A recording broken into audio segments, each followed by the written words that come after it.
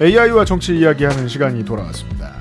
인공지능안전연구소 송경호 선임연구원이 돌아와 계십니다. 어서 오십시오. 네, 안녕하십니까. 네, 두 번째 시간인데 더 어려운 걸 가져오셨습니다. 네, 아니 쉬울 거라고 생각은 아무것도 안 합니다. 맞습니다. 제가 지금 클로드 코워크 하나를 설치를 못해가지고 빌빌대고 있는데요. 전쟁과 AI라는 주제를 가지고 봤더니 이게 지금 한 학기 수업이 나옵니다.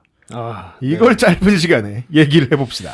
네, 안 그래도 뭐 이 주제 생각하면서 되게 걱정 많이 했습니다. 과연 오늘은 얼마만큼 이야기하고 갈 수 있을까? 오늘 할 수 있는 분량은 전혀 아닙니다. 네, 맞습니다. 네.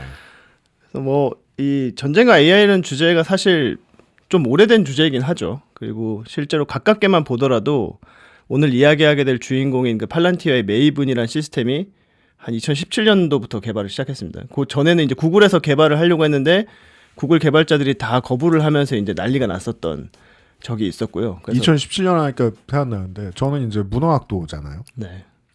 이 문제를 처음으로 진지하게 고민했던 건 적어도 인류사에서는 문화학이랑 SF 문학이었어요. 맞습니다. 그래서 막 1930년대에 막 블록버스터 영화들 보면은 그 기계 스파이가 뭐 사람들 홀리고 다니고 뭐 전쟁 일으키고 뭐 그런 내용이 들어있고 그랬어요. 네. 혹은 뭐 아이작 아시모프의 소설 이후에 이런 고민들을 막 했을 때까지.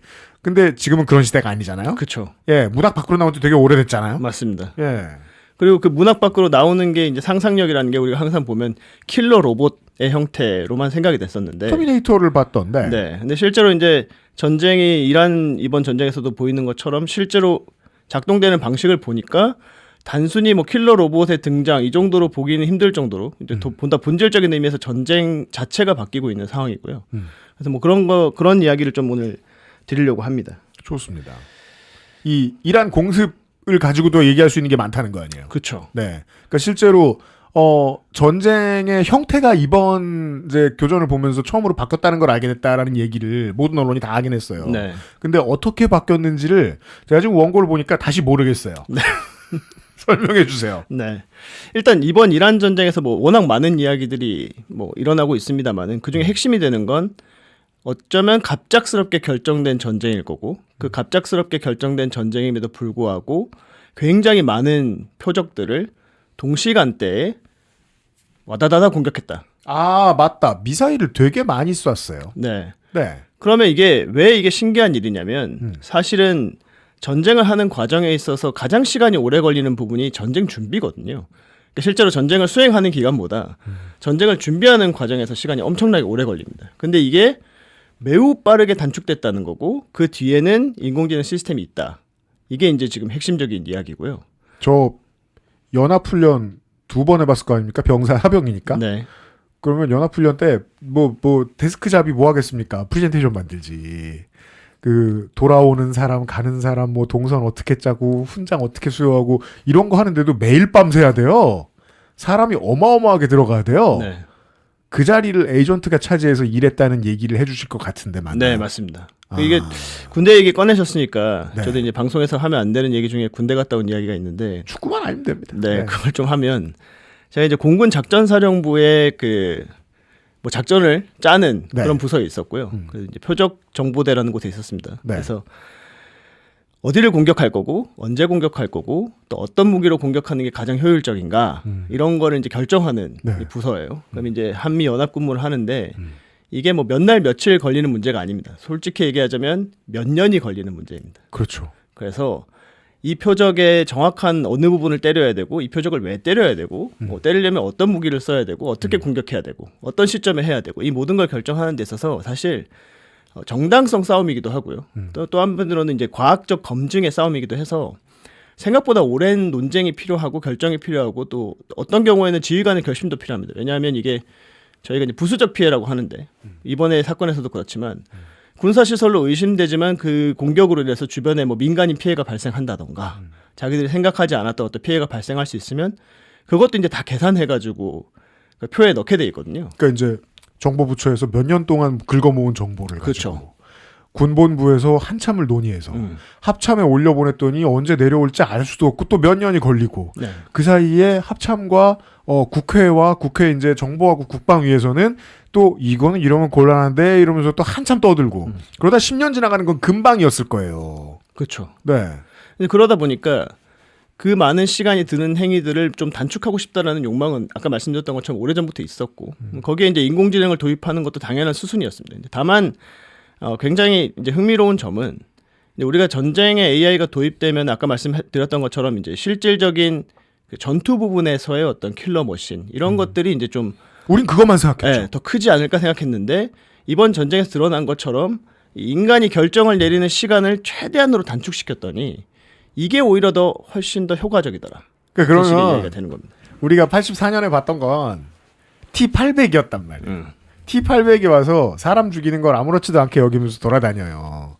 덩치는 미스터 올림피아만 하죠. 왜냐면 배우가 미스터 올림피아시니까. 근데 그게 아니고 내가 지금 쓰고 있는 에이전트랑 똑같은 애들이 전쟁 계획을 빠르게 짜드릴게요. 맞습니다. 했다는 거예요. 네, 정확하게.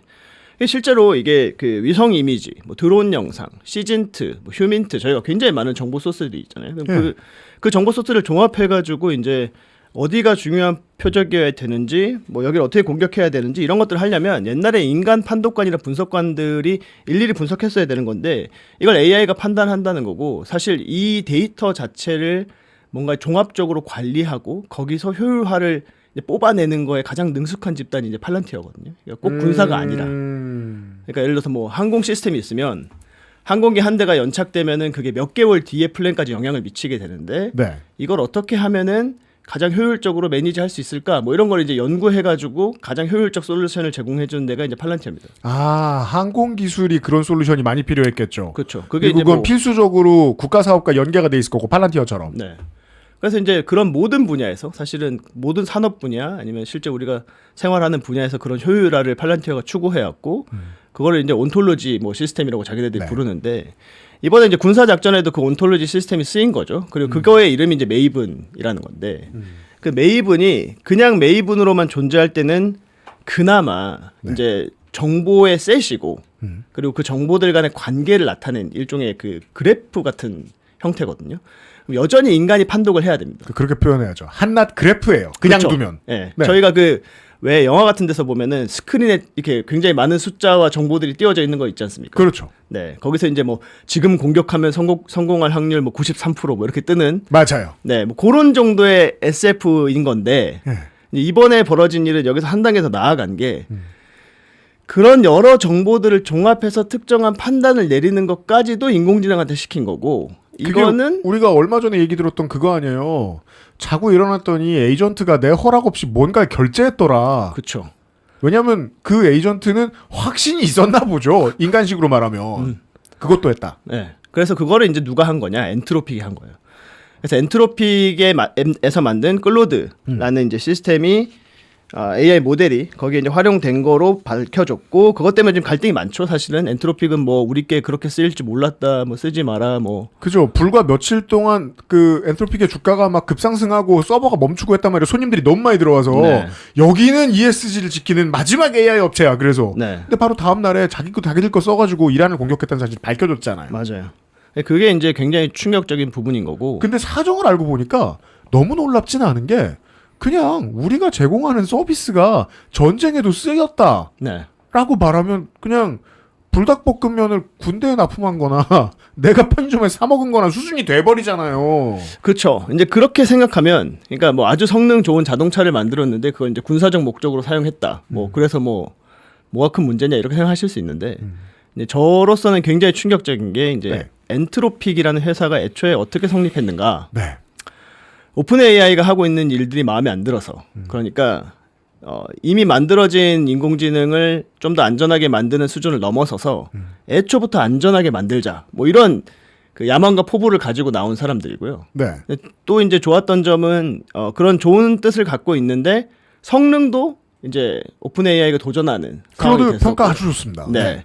지금은 뭐 거의 역전한 상황이라고도 이야기가 되는데 뭐 그런 것이었기 때문에 여기야말로 사실은 정말 소위 말해서 뭐 이런 말씀 드리면 되게 웃길 수도 있지만 착한 회사 뭐 착한 기업, 네. 뭐 인공지능 업계에서 뭐 그런 식으로 손꼽혔던 데고. 그러니까 더 강한 권력으로부터 소비자 혹은 소비자들이 모여 있는 세계를 지켜줄 마지막. 네. 예, 이게 이제 저 잡스 생전에 아이폰의 보안에 대해서 사람들이 그런 환상과 믿음을 가지고 있었거든요. 어떤 나라가 총칼을 들이대도 애플은 숙이지 않을 거야 이러면서 그 믿음이 지금까지 애플의 신화를 지탱해주고 있는 믿음 중에 하나인데 클로드도 그랬다. 엔트로픽도. 네. 그런 의미에서 뭐 요즘에 나오는 뭐 알렉산더 카프나 뭐 피터 틸 같은 다음 세대랑은 좀 다르죠. 그러니까 올드 패션한 거죠. 옛날 형태의 빅테크 기업의 이상을 가지고 있었던 거고. 근데 이 사람들이 가지고 있는 시스템 중에 가장 이제 핵심적인 게 constitutional AI, 뭐 헌법적 AI. 네. 그게 뭐예요? 뭐 이런 개념이 있는데 이게 뭐냐면 아까 말씀드렸던 것처럼 처음부터 안전하게 만들자고 했잖아요. 네. 그래서 이제 로봇 3원칙처럼 네. 절대 어겨서는 안 되는 어떤 원칙을 인공지능 모델에 시스템 프롬프트, 그러니까 가장 상위의 명령어로 넣어놓는 거죠. 인간을 해하지 마라. 스스로 다치지 마라. 이가 충족되면 1부터 해라. 네, 뭐 그런 식의 원칙. 그게 로봇 3원칙이잖아요. 네. 예. 그래서 이제 헌법에 어긋. 그러니까 그런 걸 머릿속에 박아놓으면 얘네들은 무조건 착한 일만 할 거야. 그렇죠. 근데 일하는 사람들을 죽였어요. 맞아요. 그래서 저한테는 굉장히 충격적이라는 겁니다. 뭐가 잘못됐거나 헌법이.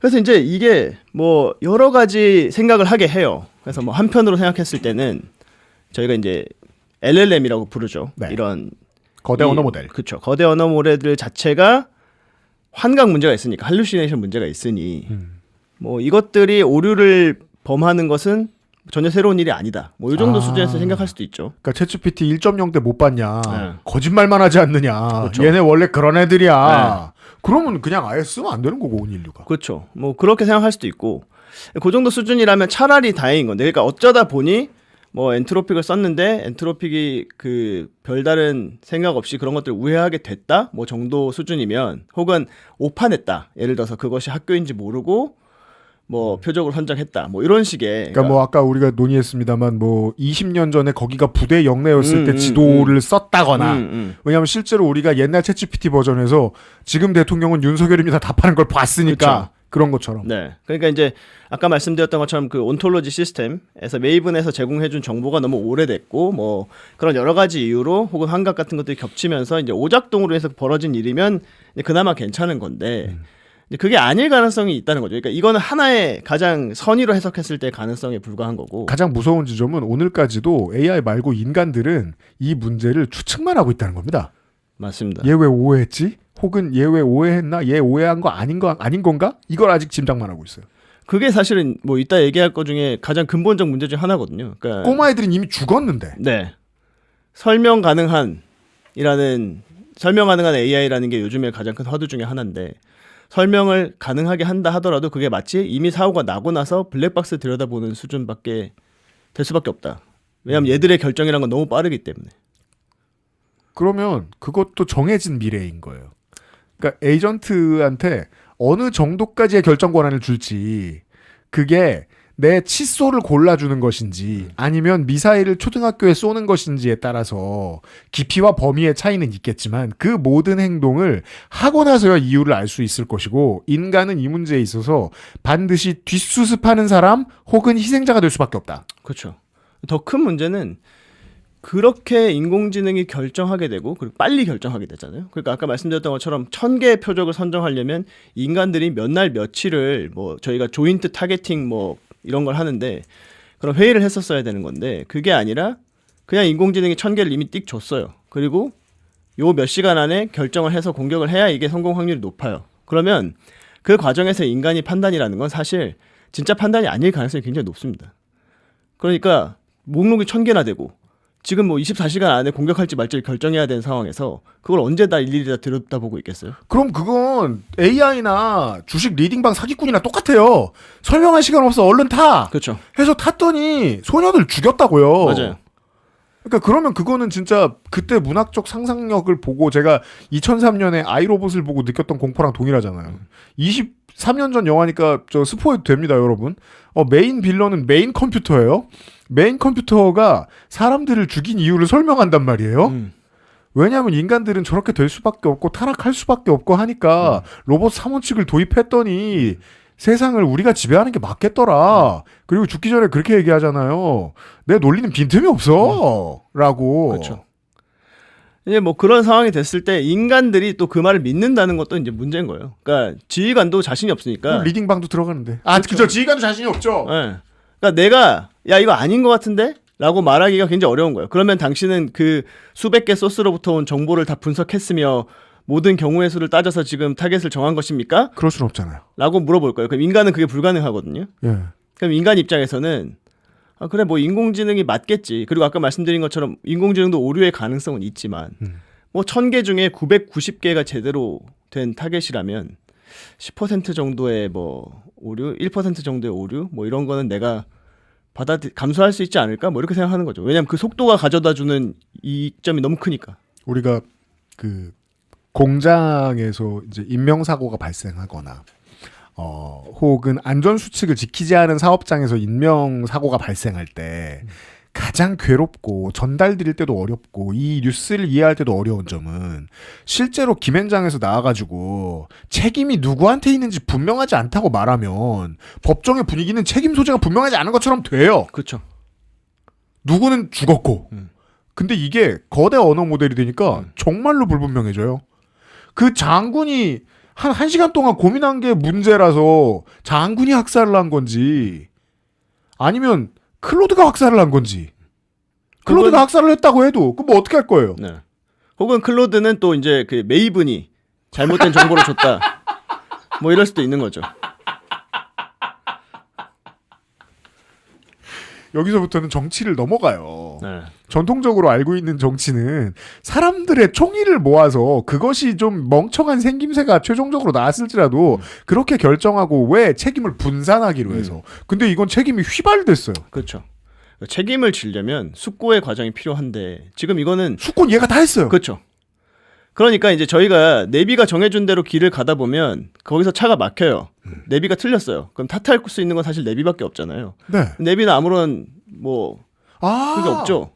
옛날에 내비게이션 이따만한 거 이렇게 그 저 공기 붙이는 걸로 붙이고 다니던 옛날 시절에 그 되게 내비게이션 저 이상했잖아요. GPS가. 그래서 저 양평군 가다 보면 내가 늘 저 호수 위에 떠 있잖아요. 헐, 나 어디로 가야 되지? 맨날 생각하고 맞아요. 그 순간에 느끼죠. 화는 나는데 화낼 사람이 없어요. 맞아요. 탓할 곳이 없죠. 이미 경험해 봤군요, 우리는. 네. 그래서 이제 그나마 우리가 안전한 AI 이런 얘기하고 클로드에 대해서 기대를 걸었던 이유가 뭐냐면 인간이 이걸 다 체크하기는 사실상 불가능한 거예요. 이 속도를. 그러니까 그중에 좀 이렇게 안전장치가 장착된 인공지능이 중간에서 브레이크를 걸어줄 수 있지 않을까 이렇게 생각했던 거고 지금 나와 있는 여러 인공지능 중에 그게 가장 가능할 법한 애가 누구냐고 하면 클로드였던 거죠. 근데 그 클로드가 여기 사용됐었고 그 클로드의 Constitution AI라는 그 컨셉이 여기서 제대로 작동하지 않았다. 그러니까 이제 굉장히 심각해지는 겁니다. 윤리교육 전교 1등을 붙여놨는데도. 그렇죠. 그러면 이제 저도 인류니까 저 정도의 믿음을 가지고 뭐 그 엔트로픽을 봤을 거라 치죠. 엔트로픽의 서비스들을 봤을 거라 치죠. 네. 적어도 저 회사가 만든 것은 빠른 대신에 엄청나게 빠르고 정확한 대신에 우리가 쟤네 속도에 못 따라가서 우리가 쟤네들한테 있길 바라는 책임감과 인류애가 가장 잘 내재돼 있을 거야. 정도의 믿음을 가졌는데 그렇죠. 지금까지 봤을 때 네. 어림없는 소리다. 네. 그게 어림없는 소리일 뿐만 아니라 어림없어요. 예. 이게 안 되면 이제 다른 방법이 뭐가 있지라는 생각이 들 정도로 약간 이제 무서운데요. 이제 뭐냐면 그러니까요. 예. 이게 그런 거예요. 뭐 당연히 가드레일이라는 게 존재하기 때문에 얘네들한테 뭐 야 학교에 있는 학생들을 다 죽여줘 이런 식으로 요청하면 당연히 그럴 수 안 할 없다고 거예요. 하겠죠. 네. 근데 이제 그거를 쪼개가지고 그런 큰 과업을 달성하기 위해서 이제 작고 무해한 이제 과업들을 만들고 예를 들어서 이미지를 분석해줘라던가 패턴을 찾아줘. 뭐 우선순위를 목록 매겨줘 뭐 이런 식의 업무들을 저희가 시키잖아요. 이게. 아, 우리가 시킬 때도 최종 목표부터 지르지 않죠? 그렇죠.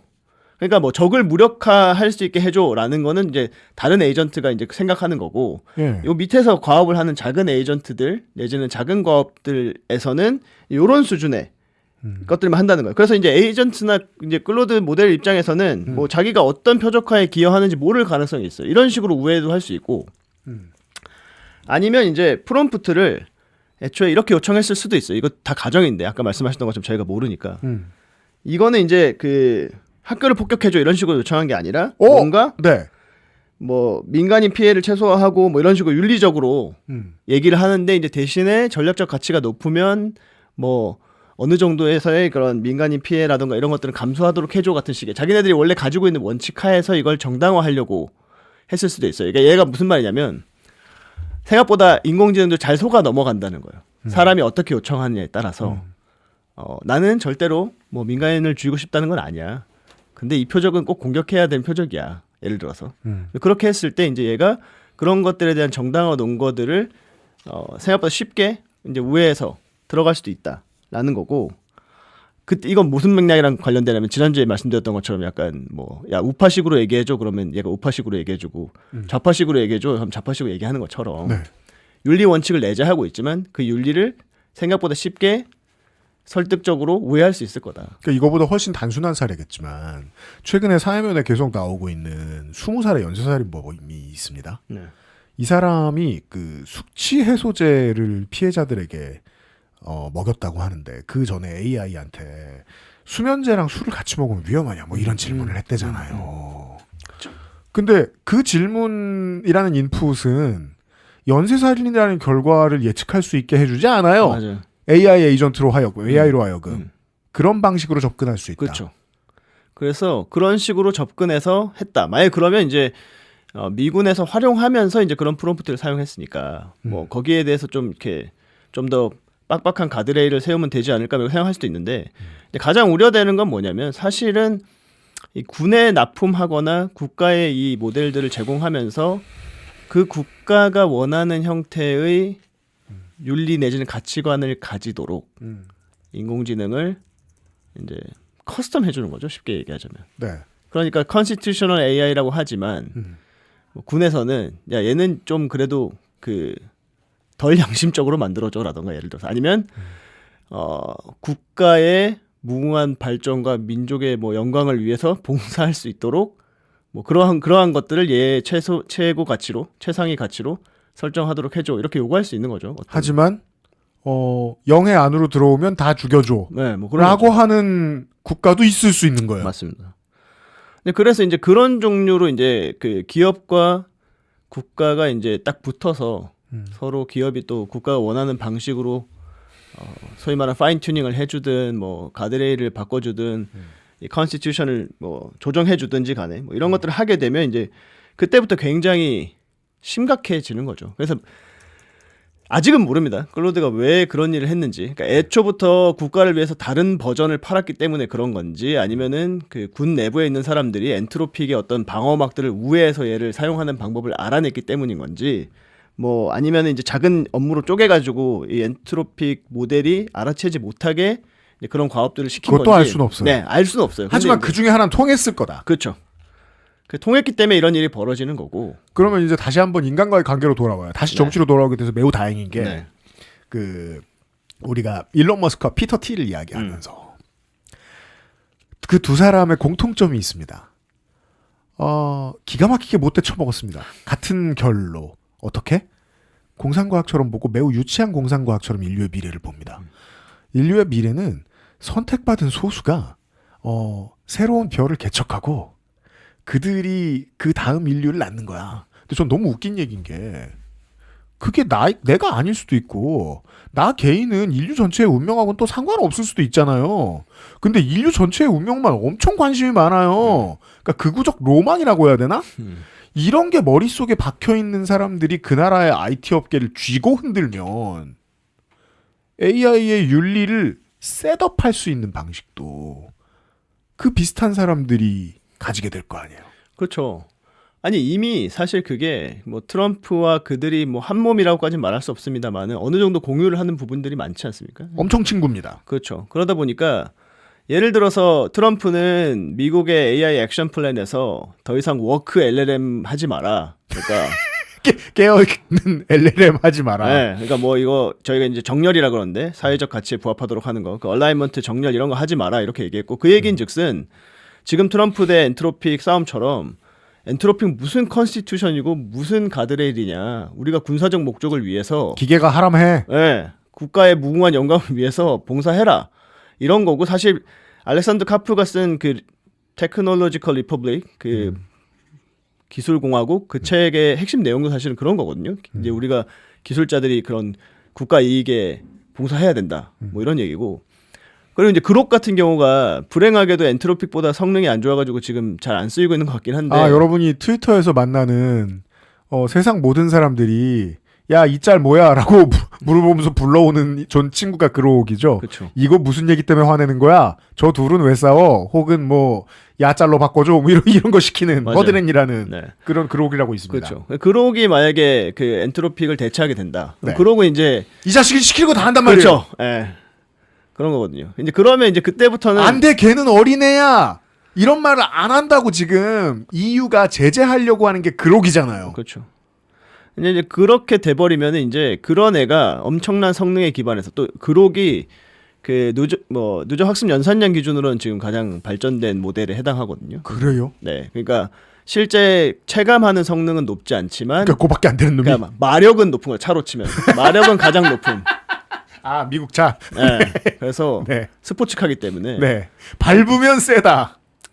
네, 그렇게 결합될 경우에는 이제 엄청나게 빠르게 표적화를 하고 뭐 양심의 거리낌 없이 양심이란 게 뭐 있는지 논쟁입니다만은 아무튼 거리낌 없이 표적화를 할 거고 그 과정에서 인간들이 그걸 뭐 일일이 검토를 하거나 뭐 다시 한번 생각해 보자 뭐 이렇게 하는 건 굉장히 어려운. 그러면 박사님이 예측하신 대로 그 클로드의 훌륭한 기능을 쓰기 위해서 인간들이 뭔가 조심스럽게 우회해서 다가갔을 수 있다.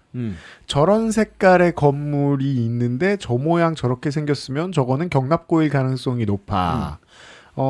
그리고 저기는 공격 대상 중에 몇십 % 정도의 우선순위를 가지고 있어. 이 정도로 돌아가다가 그록이 와가지고 시켜만 주십시오 하면 하메네이랑 비슷하게 생긴 사람을 다 죽여줘.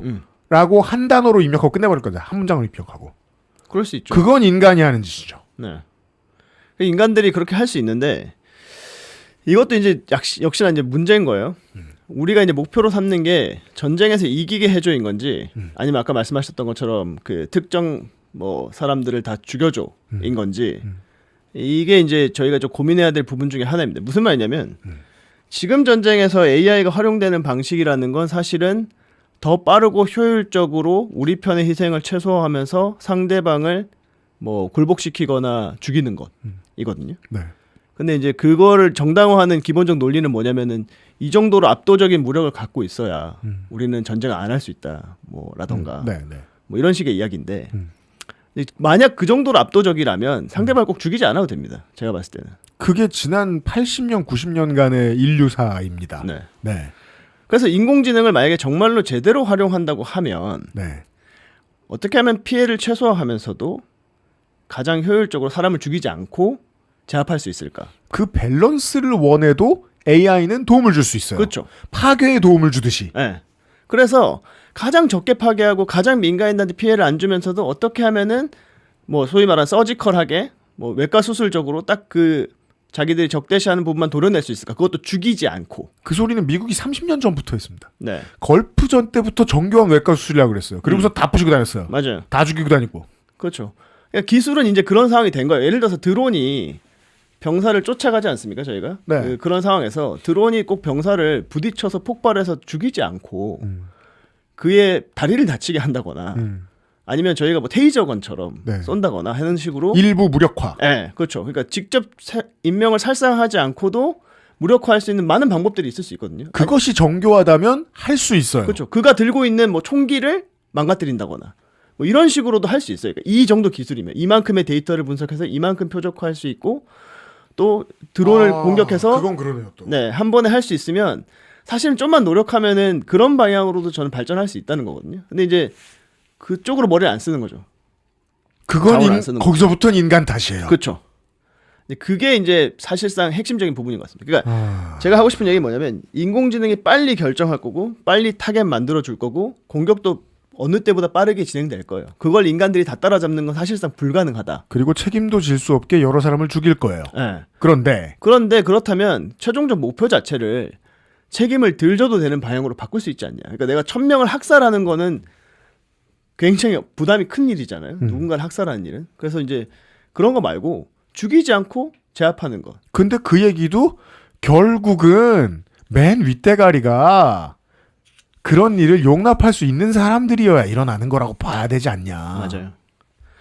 그렇죠. 이제 그게 가장 큰 문제입니다. 근데 지금 문제 그 가장 정치적으로 봤을 때 가장 근본적 문제는 뭐냐면 이렇게 기술이 발전해서 지금 펜타곤도 되게 화가 많이 났다 뭐 이런 촉보들도 있잖아요. 이게 그렇죠. 갑자기 준비 안 된 상태에서 여러 가지 전쟁을 해서 부분에서 자기들이 패싱이 됐다고 네. 생각해서. 자기네들은 원래 그런 데가 아니고요. 이 조직은 원래 엄청나게 오랫동안 숙고를 해가지고 어떤 데이터에 기반해가지고 인명 피해를 최소화하면서 미군의 피해를 최소화하면서 이 작전들을 수행하는 사람들인데 그걸 못했다라는 건데 그들을 패싱하고도 지금 어쨌거나 전쟁을 치를 수 있는 기술적 기반이 마련된 상태고 그러다 보니까 이제 트럼프 같은 사람들이 더 쉽게 전쟁을 결심하고 네. 더 편안하게 이제 전쟁으로 가자. 그러니까 왜냐하면 내가 희생할 게 별로 없으니까. 그렇죠. 원래 옛날에 전쟁하려 그러면은 내가 써야 되는 돈과 뭐 준비하려면 몇 년이 걸립니다부터 시작해서 아니면 뭐 이런 종류의 결심이 필요합니다 뭐 이랬을 텐데 네. 그게 아니라 그냥 할까 말까 이렇게 하다가 오늘 하자 이러면은 기계가 막 1000개의 타겟을 오늘 하루아침에도 찍어주니까 그렇게 되는 상황이다 보니까 이제 전쟁 결심을 되게 쉽게 하게 만든다는 것도 이제 본질적인 문제죠. 그러니까 저는 뭐 여전히 무서운 얘기인데 그래도 오늘 박사님의 이야기를 다 듣고 나니까 좀 덜 무서워진 게 원래 이 정도 시궁창이긴 했어요. 세계는. 그러니까 이게 기술 문명은 전쟁과 함께 발전하니까 전쟁과 뭐 우주 개발 이 정도라고 이야기를 하는데 두 축이 전쟁이 발전하면 사람들은 멍청한 지도자를 뽑은 다음에 혹은 멍청한 지도자에게 권력을 뺏긴 다음에 쉽게 전쟁이 일어나는 불안정한 상황으로 들어갔어요. 그리고 무기는 언제나 더 커지고 무거워졌고 우리는 무슨 근거로 무슨 대의로 일으키는지 모르는 전쟁에서 당한 것도 지금 되게 오래됐어요. 맞아요. 그 추세에서 달라진 건 없어요. 대신 겁나게 빨라졌다. 맞아요. 는 것뿐. 겁나게 빨라진 건 이쪽도 저쪽도 마찬가지입니다. 지금 이란 쪽도 보면은 이제 드론 같은 것들 네. 생각보다 저렴한 비용으로 그거보다 훨씬 몇백 배 비싼 뭐 레이더 방공망 같은 것들을 이제 무력화시키고 있잖아요. 이제 네. 그러니까 그쪽도 조종만 잘하는 게 아니라 어떤 에이전트가 있는 거죠. 그렇죠. 뭔가를 활용하겠죠. 뭔가 그러길 거예요. 시키면 다 하거든요. 네. 뭐 그런 상황입니다. 그래서 이제 제가 계속해서 말씀드리지만 결과적으로 모든 것들이 자동화되고 많은 것들이 이제 인간의 손을 거치지 않고 전쟁이 수행될 거예요. 작전 수준에서부터 뭐 전투, 전술. 근데 이제 가장 밑단에 있는 전략적 차원에서 우리가 이 전쟁을 할 거냐 말 거냐. 네. 이 전쟁을 어떻게 수행할 거냐. 이 전쟁의 궁극적 목적은 무엇인가. 이런 거는 여전히 정치의 손에 있거든요. 그러네요. 이제 그 부분을 좀 이제 컨트롤해야 될 필요가 있는 거고. 네. 목적 자체가 이제 말살이거나 뭐 제거거나 이렇게 돼서는 안 되지 않나. 이제는 기술적으로 그 이상의 무언가를 추구할 수 있는 단계에 우리가 접어들고 있지 않나. 그렇게 봐야 된다라고 생각하는 거죠. 그러니까 지금 기술의 방향성과 앞으로의 잠재력 그리고 지금까지의 퍼포먼스를 다 종합해서 판단해 본 결과 이 전쟁을 막고 싶으면 트럼프를 내리면 됩니다. 그런 얘기네요. 굉장히 위험한 발이 된 것 같지만 사실입니다. 네. 네. 그렇습니다. 네. 다음 시간에 좀만 덜 무서운 거 될까? 좀만 덜 무서운 거 해주세요. 네. 네. 노력해 보겠습니다. 송경호 연구원 수고 많으셨습니다. 네. 감사합니다.